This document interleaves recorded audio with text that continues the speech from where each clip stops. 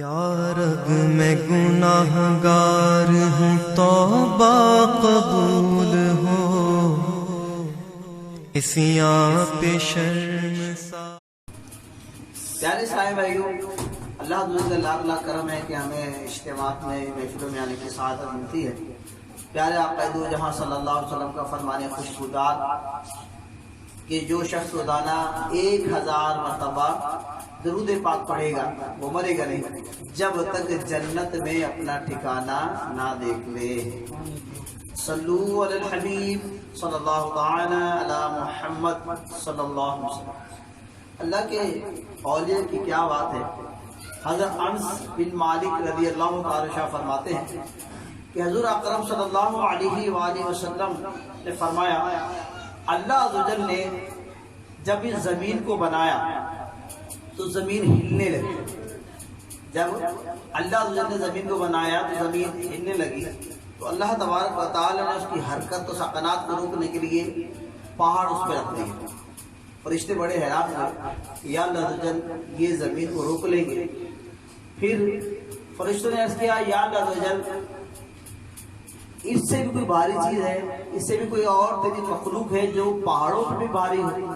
کہا کہ پھر لوہا ہے، اگر لوہا پہاڑ پہ مارا جائے تو پہاڑ ریزہ ریزہ ہو جاتا ہے۔ فرشتے اور حیران ہوئے کہ یا اللہ عز و جل اس سے بھی کوئی بھاری چیز ہے، کوئی مخلوق ہے تیری؟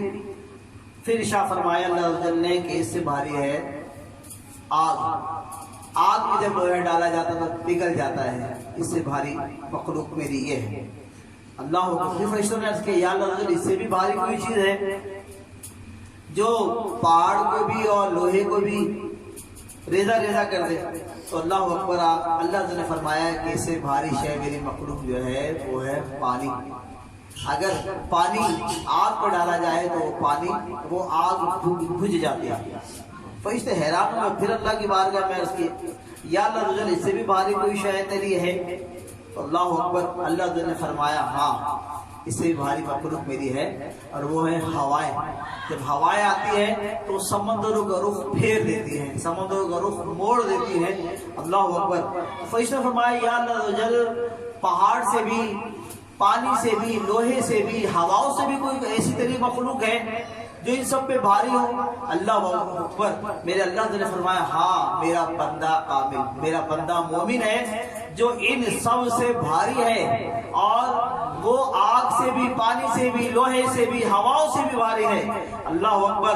میرا وہ بندہ مومن ایسا ہے کہ جب ایک ہاتھ سے خیرات کرتا ہے، صدقہ دیتا ہے، تو دوسرے ہاتھ کو خبر نہیں ہوتی۔ میرا بندہ مومن وہ ہے جو میری طرف آ جاتا ہے اور اللہ کے لیے، اللہ کی رضا کے لیے، میری رضا کے لیے دنیا کی ساری چیزوں کو موقوف چھوڑ دیتا ہے، اور میرا وہ بندہ اللہ کا ولی، جو اللہ کا ولی ہو جاتا ہے، جو اللہ کا نیک بندہ ہو جاتا ہے، جو میرا بن جاتا ہے، تو وہ ان ساری چیزوں پہ بھاری ہو جاتا ہے۔ اللہ اکبر، اللہ اکبر۔ کیونکہ یہ اللہ کا ولی وہ ہوتا ہے جو میرے احکامات کو اپنی زندگی گزارتا ہے۔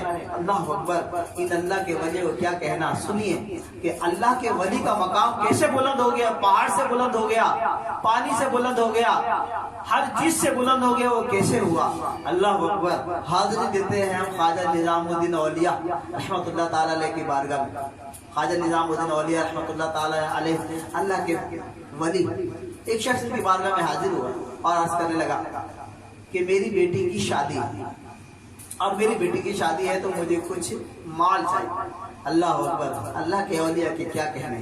اللہ کے اولیاء نے فرمایا، جاؤ باہر سے مٹی لے آؤ۔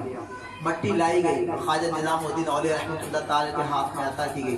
میرے خواجہ نظام الدین اولیاء رحمۃ اللہ تعالی علیہ نے وہ مٹی لی اور اس مٹی پہ 3 مرتبہ سورہ اخلاص قل هو اللہ احد پڑھی اور پھونک دیا تو وہ مٹی سونے میں تبدیل ہو گئی۔ اللہ اکبر۔ وہ بندہ حیران ہو گیا کہ سونا بھی مل گیا اور سونا بنانے کا طریقہ بھی مل گیا۔ اللہ اللہ، دیکھیں اللہ والوں کو انداز۔ اور وہ شخص حیران اور پریشان ہے کہ سونا تو ملا لیکن ساتھ اس کے سونا بنانے کا طریقہ بھی مل گیا۔ اب وہ گھر جاتا ہے تو گھر میں جا کے مٹی جمع کرنا شروع کر دیتا ہے۔ اب وہ مٹی اتنی جمع کرنا شروع، آدھی رات اس کو مٹی جمع کرنے میں لگ جاتی ہے۔ اور وہ مٹی جمع کرتا ہے، مٹی جمع ہو جاتی ہے، مٹی جمع ہونے کے بعد وہ پھر پڑھتا ہے سورہ اخلاص قل هو اللہ احد، پوری رات پڑھتا رہتا ہے، پوری رات سے صبح ہو جاتی ہے، لیکن وہ مٹی کی مٹی رہتی ہے۔ اللہ اکبر۔ تو خواجہ نظام الدین اولیاء رحمۃ اللہ تعالیٰ علیہ کی بارگاہ میں حاضر ہوتا ہے اور اس کہتا ہے اے اللہ کے ولی، آپ کی بارگاہ میں آیا، آپ نے 3 مرتبہ سورہ اخلاص پڑھی، مٹی کو سونا بنا دیا، اور مجھے پوری رات ہو گئی سورہ اخلاص پڑھتے ہوئے، وہ سونا تو کیا وہ سونے جیسا رنگ بھی نہیں بنا رہی ہے، پوری رات مجھے لگ گئی ہے، آدھی رات میں نے مٹی جمع کرنے میں لگا دی اور باقی رات میں نے سورہ اخلاص پڑھنے میں لگا دی، لیکن وہ مٹی جو ہے وہ سونے میں تبدیل نہیں ہو رہی ہے، نہ سونے جیسا کلر آ رہا ہے۔ اللہ اکبر۔ اللہ کے اولیاء کی کیا بات ہے۔ اللہ کے اولیاء فرماتے ہیں، آپ فرماتے ہیں ٹھیک ہے، سورہ اخلاص قرآن مجید فرقان حمید میں مٹی کو سونا بنانے کی تاثیر موجود ہے، قرآن مجید میں مٹی کو سونا بنانے کی تاثیر موجود ہے، لیکن تو خواجہ نظام الدین اولیاء والی زبان تو لا۔ اللہ اکبر۔